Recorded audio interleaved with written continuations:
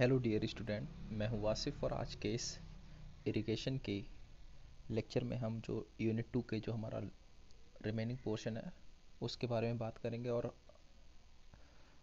और most probably आज का जो टॉपिक होगा वो यूनिट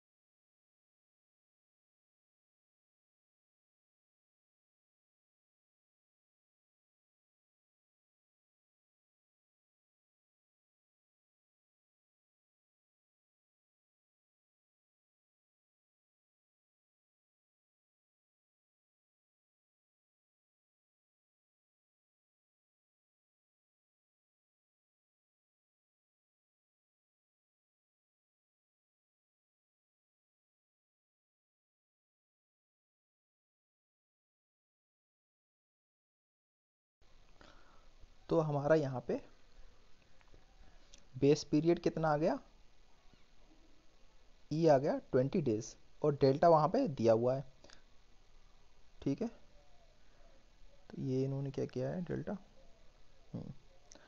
ये 10 सेंटीमीटर दिया हुआ था, यहाँ पे इन्होंने गलत लिख दिया है, ये मीटर होगा, ये जो है इसको ये देख लें, ये जो है ये मीटर होगा, ठीक है। तो अब देखें, अब हमने अपने इसको फॉर्मूले में पुट कर देते हैं। तो देखें, बेसिकली पहले फॉर्मूले को याद रखा करें कि हमारा फॉर्मूला क्या था, कि डिस्चार्ज वगैरह क्यों चाहिए उसको, फसल की आवश्यकता के लिए, जिसका फॉर्मूला क्या होता है, फॉर्मूला था हमारा सिंचित क्षेत्र अपॉन ड्यूटी।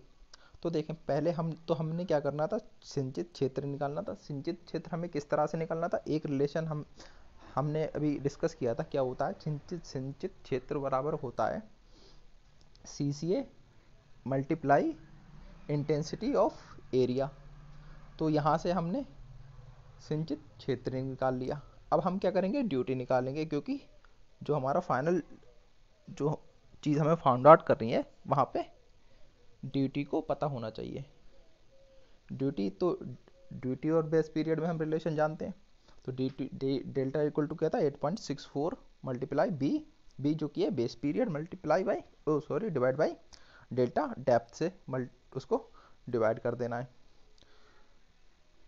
तो गैस कितना आएगा, ये ड्यूटी आ गई हमारी 1728 हेक्टेयर क्यूबिक।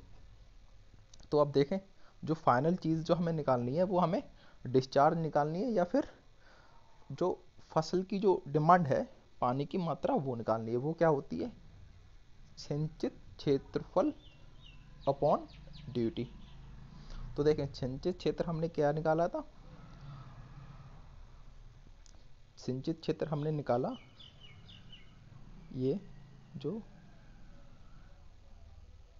480 हेक्टेयर, और ड्यूटी हमारी कितनी आई, ड्यूटी ये आई है। तो क्या करेंगे, दोनों को रेशियो क्या होगा, डिस्चार्ज या फिर फसल की रिक्वायरमेंट ऑफ वाटर। तो देखें, हमने क्या कर दिया, ये इसको कैलकुलेट कर लिया। तो ये बेसिकली ये पानी जो आया हमारा, ये पानी हमें चाहिए। देखें तो क्या लिख देंगे फाइनल में, जल मार्ग का डिस्चार्ज कितना आ रहा है, यहाँ से आ रहा है बेस पीरियड में 0.278 क्यूबिक। होप ये आपके समझ में आ गया होगा। एक बार इनको आप प्रैक्टिस ज़रूर कर लीजिएगा, क्योंकि इस यूनिट से ये क्वेश्चन पूछे जाते हैं। ड्यूटी और डेल्टा में बेस पीरियड के ऊपर बेस, या फिर ये CCA और GCA के ऊपर बेस, या तो वो जो रिलेशन पिछली क्लास में हमने इस्टेब्लिश किया था वो, और ये जो न्यूमेरिकल हैं, ये न्यूमेरिकल इससे यूनिट से अक्सर पुट किए जाते हैं। तो अब हम इसके नेक्स्ट न्यूमेरिकल को देखते हैं। नेक्स्ट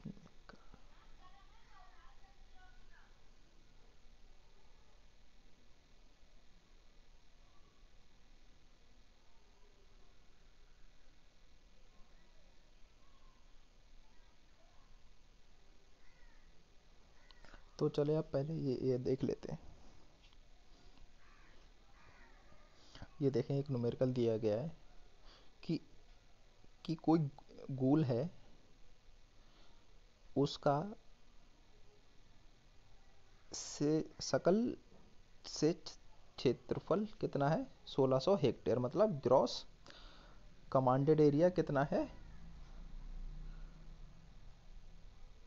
1600 हेक्टेयर है। ग्रॉस कमांडेड एरिया कितना होता है गाइस, उस जो डिस्चार्ज हम दे रहे हैं उसमें जो भी एरिया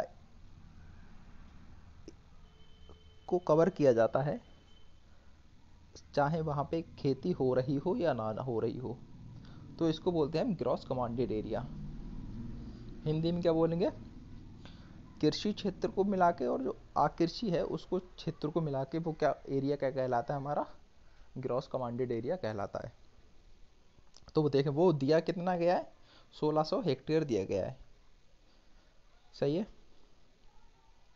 हाँ, और उसके बारे में बताया भी गया है कि कितना उसका कृषि है और कितना नहीं है।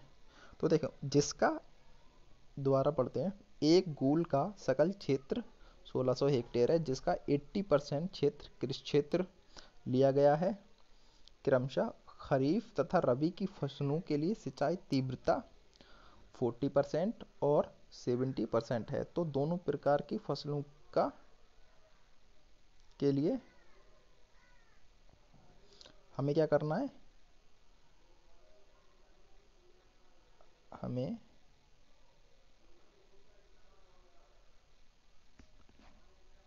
फसल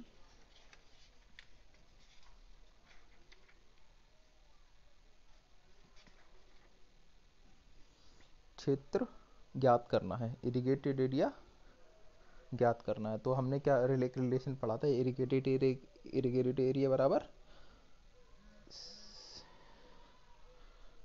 ओ इरिगेटेड बराबर एरिया क्या होता है हमारा,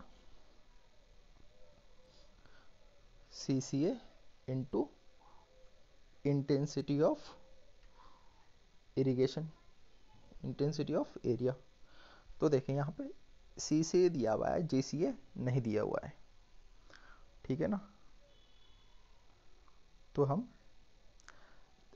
अब, लेकिन CCA नहीं दिया हुआ है, लेकिन उसने जो GCA बताया है उसका ये वो बोल रहा है कि जो GCA है उसका 80% CCA है, मतलब 20% एरिया ऐसा है जो कि 20% एरिया उस पानी में दिया जा रहा है जो कि कृषि के काम में नहीं आ रहा है। तो हम क्या करेंगे, ये जो GCA दिया है इसी का 80% निकाल लेंगे।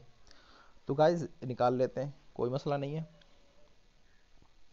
1680%, पहले हमने दे दिया कि हमारा डेटा क्या ही दिया है, सबसे पहले आप अपने डेटा लिख लेना है। तो देखें, हमारा दिया हुआ है, GCA दिया है कितना है, 1600 हेक्टेयर, 1600 हेक्टेयर दिया हुआ है। तो 1600 का 80% हमने निकाल लिया, 1600 इंटू 18/100, जो कि हमारा कितना आया, 1280 हेक्टेयर आया। अब देखें, हमारा CCA भी निकल चुका है। तो अब हमने सिंपली क्या कर देना है, फॉर्मूला लिख के उसमें वैल्यू पुट कर देनी होती है।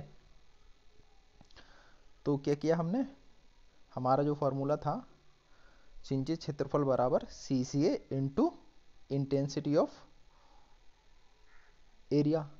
तो देखें, अलग अलग मौसम के लिए अलग अलग दी हुई है। तो खरीफ के लिए कितनी दी हुई थी, 40%, और जो रबी के लिए 70%। तो हमने क्या किया, जो हमारा CC आया था उससे मल्टीप्लाई कर दिया।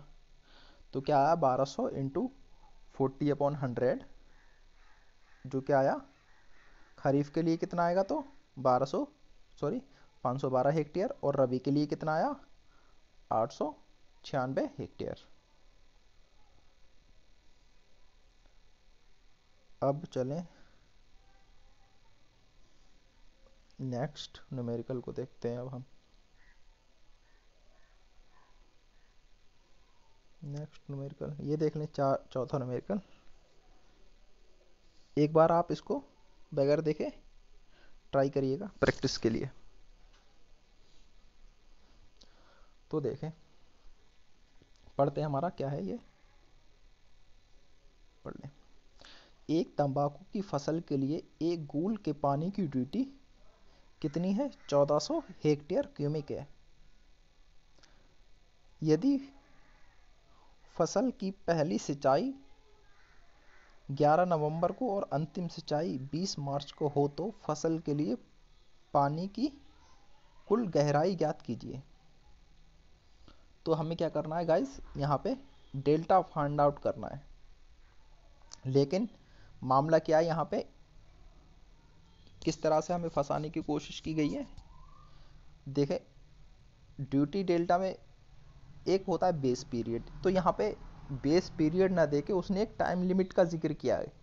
तो वो टाइम लिमिट कितनी है? तो वो टाइम लिमिट है 11 नवंबर से लेके 20 मार्च तक। तो बेसिकली बेस पीरियड होता क्या है? फर्स्ट वाटरिंग से लेके लास्ट वाटरिंग का जो टाइम होता है वही तो हमारा बेस पीरियड होता है। तो उसी से हम ये निकालेंगे बेस पीरियड बनेगा कितना। तो देखें, नवंबर हमने लिख लिया, एक बार महीने लिख लें यहाँ पे। नवंबर से मार्च पहली वाटरिंग कब दी गई है और लास्ट वाटरिंग कब दी गई है, और इसके बीच में मंथ कितने हुए। सही है। तो देखें, 21 मार्च को दिया गया था पानी, तो इसमें बचे कितने दिन? 10 दिन नवंबर के रह गए। दिसंबर पूरा काउंट कर लिया, और जनवरी भी पूरा काउंट कर लिया, फरवरी भी पूरा काउंट कर लिया। और कब दिया गया है? 20 मार्च दिया गया है, क्योंकि तो हमने 20 मार्च ले लिया यहाँ पे इसका, क्योंकि लास्ट वाटरिंग कब हुई है? 20 मार्च को हुई है, तो इसलिए हमने 20 डेज उसके ले लिए। तो टोटल का सम कर लिया, तो बेस पीरियड बना कितना? बेस पीरियड हमारा बना 120 दिन। ठीक है, 120 दिन हो गया। तो देखिए यहाँ पे 110 लिखा है इसने, ये गलत लिख दिया है, काफ़ी एरर्स किए हैं इसने वैसे। इसको आप देख लेना, ये जो है ये 110 ना होके ये है 120। ठीक है, ये देखें ये है 120 हो। तो हमने क्या किया, हमारा जो रिलेशन होता है ड्यूटी डेल्टा में वही हमने पुट कर दिया। तो देखिए इस बार क्या हुआ, ड्यूटी इधर आ गई, क्योंकि डेल्टा ड्यूटी बराबर क्या था हमारा? 8.64 इंटू बी अपॉन डेल्टा।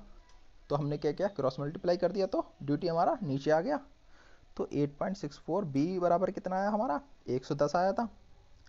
और फिर ड्यूटी कितनी दी हुई है? ड्यूटी आप यहाँ पे देख सकते हैं 1400 हेक्टेयर क्यूबिक दी हुई है। तो हमने क्या किया, उसको कैलकुलेट कर लिया। तो हमारी गहराई कितनी आई? गहराई आ गई हमारी 0.74। देखें अब इसका क्या मतलब है कि इस पूरे बेस पीरियड में जो हमारी जो पानी दिया जाएगा, अगर हम उसकी गहराई को, पूरे पानी की गहराई को सम कर लें तो वो कितना बनेगा? 0.74। तो ये गाइस ये हो गया इस न्यूमेरिकल के बारे में बात। अब हमने क्या करना है, अब हमने हट जाके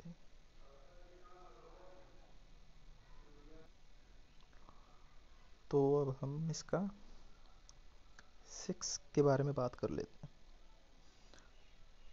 देखें यहाँ पे 6 न्यूमेरिकल को देखते हैं, नंबर 6 को। एक खेत पर खरीफ की फसल का क्षेत्रफल कितना है? 56 हेक्टेयर दिया गया है, तथा रबी की फसल का क्षेत्रफल कितना दिया गया है? यहाँ पे कट गया क्या?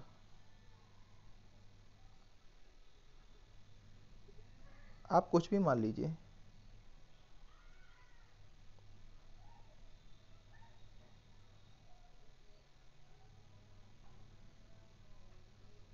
ये रहा 90। हाँ 96 दिया हुआ है गाइस। तो हमसे क्या पूछ रहा है? तो हमसे क्रॉप रेशियो या फिर हिंदी में फसल अनुपात ज्ञात करना है। तो फसल अनुपात क्या होता है? फसल अनुपात इसको हमने किया था शायद डिस्कस, इसको क्या होता है? रबी की फसल का क्षेत्रफल अपॉन खरीफ की फसल का क्षेत्रफल। तो सिंपल सा चीज़ है। तो हमने क्या कर रहा है, जो रबी की फसल का क्षेत्रफल कितना दिया हुआ है? 96 दिया हुआ है। और खरीफ की फसल का क्षेत्रफल कितना दिया हुआ है? 56 दिया हुआ है। तो जो कि कितना आएगा, अगर इसको थोड़ा सा सिंपलीफाई करें तो 12.7 आ जाएगा, जो क्या हो गया, क्रॉप रेशियो या फिर फसल अनुपात। तो गाइस ये थे कुछ इसके फसलों की जल demand unit 2 water requirement of crops के कुछ अहम न्यूमेरिकल। एक आध को और देखें क्या। तो ये देखें, अब ये जो न्यूमेरिकल कुछ दिए हुए हैं आप इसको ज़रा देख लें। मैं ये हाइड कर ले रहा हूँ, आप ज़रा इसको खुद से ट्राई कीजिएगा। ये देखें, न्यूमेरिकल नंबर 7 है, आप नोट कर लें।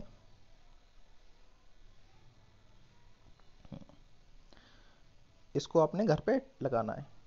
एक गूल के लिए सकल क्षेत्रफल कितना दिया हुआ है, ये जीसीए दिया है 500 हेक्टेयर, और जिसका 80% कृषि क्षेत्रफल है। गेहूं व धान के लिए सिंचाई तीव्रता दी हुई है 30% दी हुई है और 12% दी हुई है। यदि यदि पहले के लिए कोर पीरियड की बात कर रहा है, कितना दिया गया है 3 सप्ताह, और दूसरे के लिए कोर काल 2 सप्ताह। तो पानी की गहराई याद कीजिए। तो देखें, इस पीछे वाले क्वेश्चन से ही रिलेट है ये, जो हमने जो टोटल सम ऑफ डेज मिला के जो किए थे उस पे बेस है, ये देख रहे हैं। तो देखें, आपको क्या करना है, पानी की गहराई याद करनी है। कोर गहराई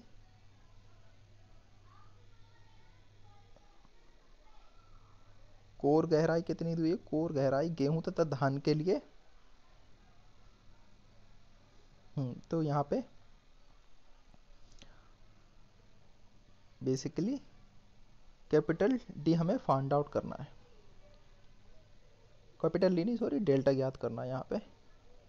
तो देखें, कोर गहराई दी हुई है धान के लिए दी हुई है 0.09 मीटर, तथा और फिर गेहूं के लिए दी हुई है 0.09 मीटर और धान के लिए 0.25 मीटर। सही है, आप ज़रा इसको ट्राई कीजिएगा, अगर ना आए तो मुझे पर्सनल मैसेज कर देना व्हाट्सएप पे, तो हम इसको देख लेंगे किस तरह से करना है इसको। ठीक है, इसको अलग अलग इसको थोड़ा हिंट बताते रहा हूँ, इसको अलग अलग करना है। गेहूं के लिए अलग हमें जो डेल्टा निकालना है, और धान के लिए अलग डेल्टा निकालना है। सही है, अब आप कर लेंगे। तो ये आप क्वेश्चन आपको लगाना है। अब क्या करना है हमें, अब आप देखें ज़रा।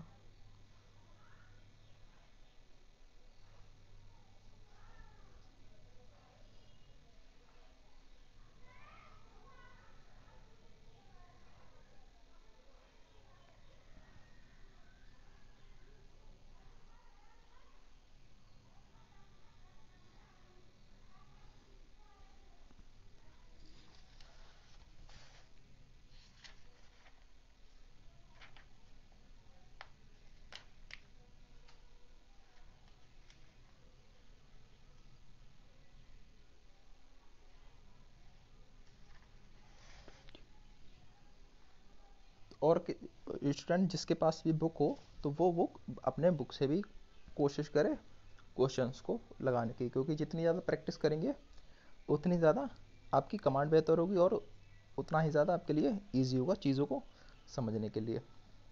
तो गाइस, आज की क्लास में इतना ही, और इस तरह से आज के यूनिट 2 हम ख़त्म करते हैं। और कोई भी डाउट हो या फिर हो तो आप कमेंट सेक्शन में या फिर मुझे पर्सनल मैसेज कर देना व्हाट्सएप पे। तो नेक्स्ट टॉपिक हमारा क्या रहेगा, नेक्स्ट टॉपिक हमारा है यूनिट 3, जो कि है हाइड्रोलॉजी, हिंदी में बोले तो जल विज्ञान। उसको नेक्स्ट टॉपिक में हम डिस्कस करेंगे। तो आज की क्लास ख़त्म करते हैं।